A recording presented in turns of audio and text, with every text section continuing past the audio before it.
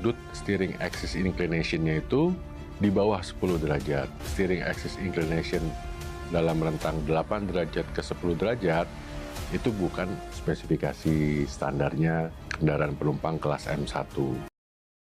Pihak Auto 2000 Bintaro masih belum mau memperlihatkan repair manual. Ternyata bukan hanya sudut steering axis inclination-nya saja yang spesifik bermasalah, layanan purna jualnya juga bermasalah. Karena mereka melakukan penyetelan pada geometri roda produk tidak berdasarkan baku mutu produknya. Jadi begitu kita sedang berkendara di jalan tol, ada kondisi mungkin jalan bergelombang, sambungan jembatan, atau mungkin ada lubang, di situ bisa membuat setir itu tiba-tiba oleng dan kendaraan jadi tidak terkendali. Kabar mengejutkan datang dari sebuah merek otomotif yang sangat familiar di sekitar kita. Toyota, nama besar dalam industri otomotif dunia, telah lama dikenal dengan ketahanan, inovasi, dan kualitas yang membuatnya menjadi pilihan banyak orang. Reputasinya yang kuat dan dominasi pasarnya di berbagai negara, termasuk Indonesia, menjadikannya salah satu merek yang paling dipercaya konsumen. Namun, di balik kesuksesan yang begitu gemilang, ada sisi lain yang jarang mendapat perhatian.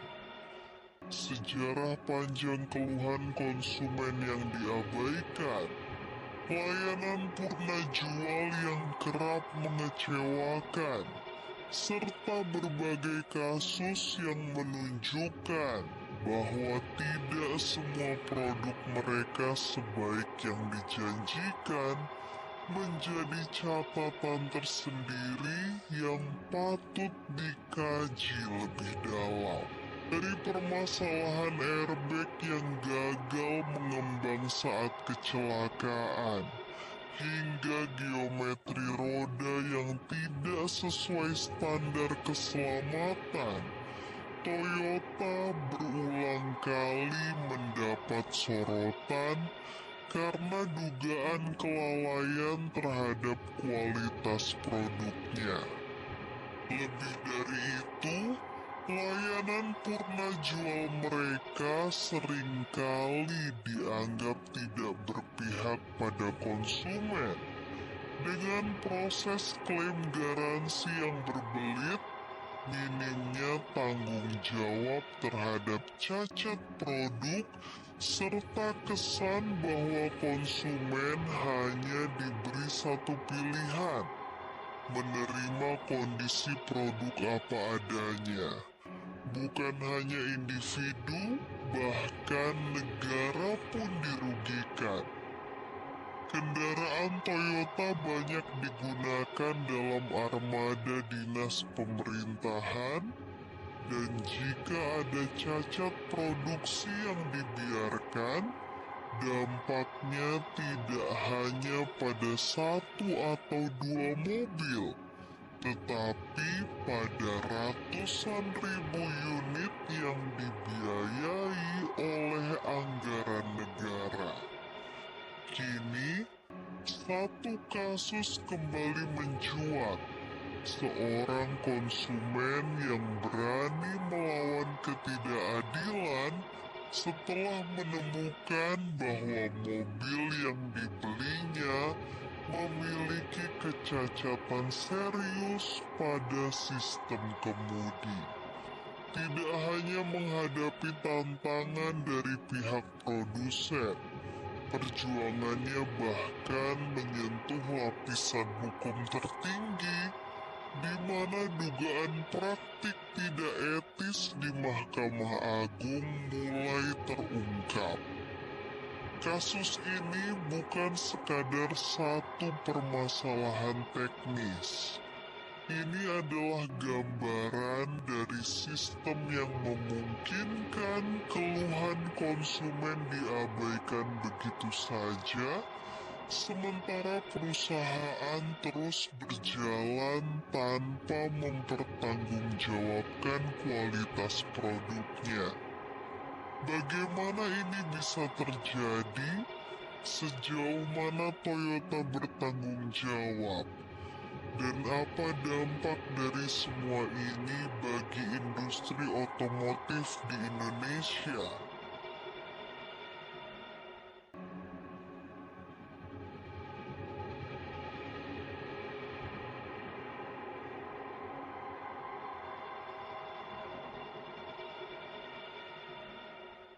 Masalah ini bermula dari ketidaknyamanan yang dirasakan saat mengemudi. Setir terasa tidak stabil dan setelah diperiksa di bengkel resmi, ditemukan bahwa geometri roda tidak sesuai dengan standar yang seharusnya. Namun, ketika konsumen ini mencoba meminta perbaikan, pihak bengkel justru terkesan menutupi informasi. Padahal, repair manual adalah dokumen standar yang menentukan baku mutu produk, tata cara pemeriksaan, dan penyetelan kendaraan. Lebih mengejutkan lagi, ketika akhirnya repair manual tersebut diperlihatkan, ternyata bukan hanya sudut kemudi yang bermasalah. Kondisi ini menjadi sangat berbahaya saat kendaraan melaju di kecepatan tinggi atau melewati jalan yang bergelombang. Konsumen yang merasa dirugikan ini tidak tinggal diam. Menyadari bahwa kendaraan yang digunakannya berpotensi membahayakan keselamatan, ia memutuskan untuk menempuh jalur hukum demi mencari keadilan. Namun, perjuangannya tidak berjalan mulus. Bukannya mendapat solusi, ia justru dihadapkan pada berbagai hambatan. Gugatan pertamanya ditolak dengan alasan bahwa pengadilan yang menangani kasusnya tidak memiliki kompetensi yang sesuai. Tidak menyerah, ia kembali mengajukan gugatan lain, tetapi kali ini ia menghadapi berbagai kendala administratif yang semakin mempersulit prosesnya. Dalam upayanya membuktikan bahwa kendaraan yang ia beli memiliki kecacatan, ia menyerahkan repair manual resmi Toyota Kijang Innova yang diterbitkan pada tahun 2012 sebagai alat bukti di persidangan. Namun, yang terjadi kemudian sungguh mengejutkan. Setelah persidangan selesai, ia menemukan bahwa repair manual tersebut telah mengalami perubahan isi. Fakta ini semakin memperkuat dugaan adanya upaya manipulasi terhadap bukti yang seharusnya menjadi dasar dalam proses hukum. Lebih dari sekadar sengketa antara konsumen dan produsen, kasus ini kini menyeret permasalahan yang lebih besar.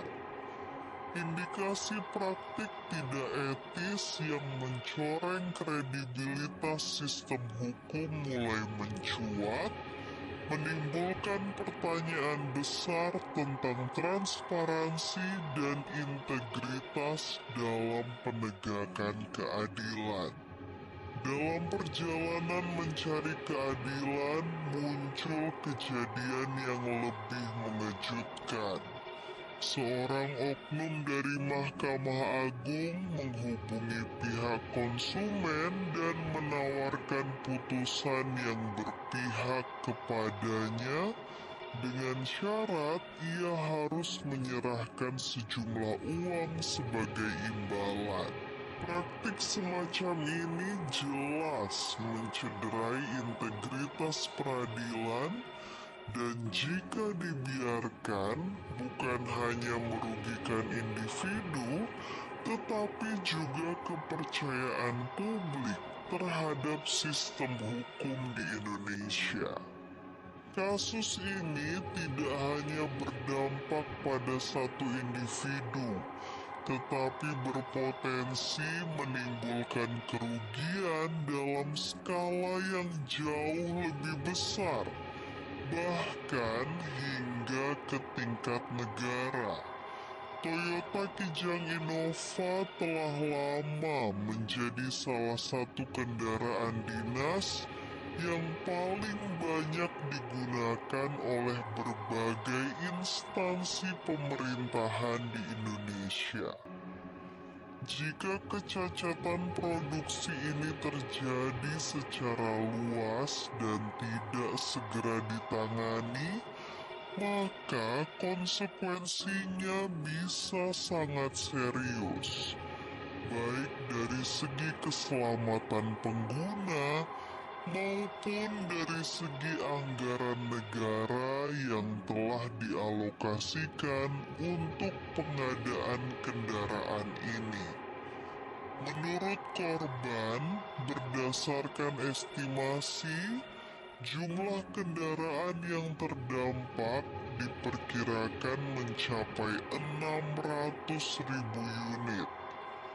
Dengan biaya perbaikan per unit yang diperkirakan sekitar 10,1 juta rupiah, total potensi kerugian bisa mencapai angka yang mencengangkan, yaitu 6 triliun rupiah. Angka sebesar ini bukan sekadar kerugian finansial bagi pemilik kendaraan, tetapi juga menjadi beban besar bagi keuangan negara, terutama jika kendaraan yang mengalami cacat produksi ini telah dibeli menggunakan dana APBN atau APBD. Situasi ini seharusnya menjadi perhatian serius bagi regulator dan pemerintah. Jika permasalahan ini terus diabaikan, bukan hanya konsumen individu yang dirugikan, tetapi juga masyarakat luas yang pada akhirnya harus menanggung dampak dari kelalaian dalam pengawasan kualitas produk otomotif yang beredar di Indonesia. Kasus ini bukan hanya tentang satu kendaraan atau satu konsumen. Ini adalah gambaran bagaimana sistem dapat bekerja melawan hak konsumen, bagaimana sebuah merek besar dapat mengabaikan tanggung jawabnya, dan bagaimana hukum dapat dipermainkan demi kepentingan tertentu. Sebagai konsumen, kita memiliki hak untuk mendapatkan produk yang berkualitas dan aman.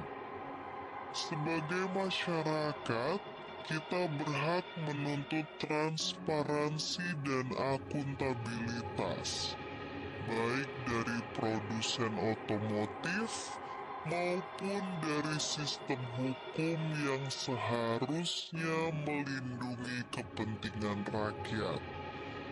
Kasus ini adalah ujian besar bagi Toyota, bagi sistem hukum Indonesia, dan bagi kita semua sebagai konsumen. Jika ini dibiarkan, maka siapa yang bisa menjamin keselamatan dan hak kita di masa depan? Bagaimana menurut Anda? Apakah ini hanya kasus individu atau ada masalah yang lebih besar di balik semua ini?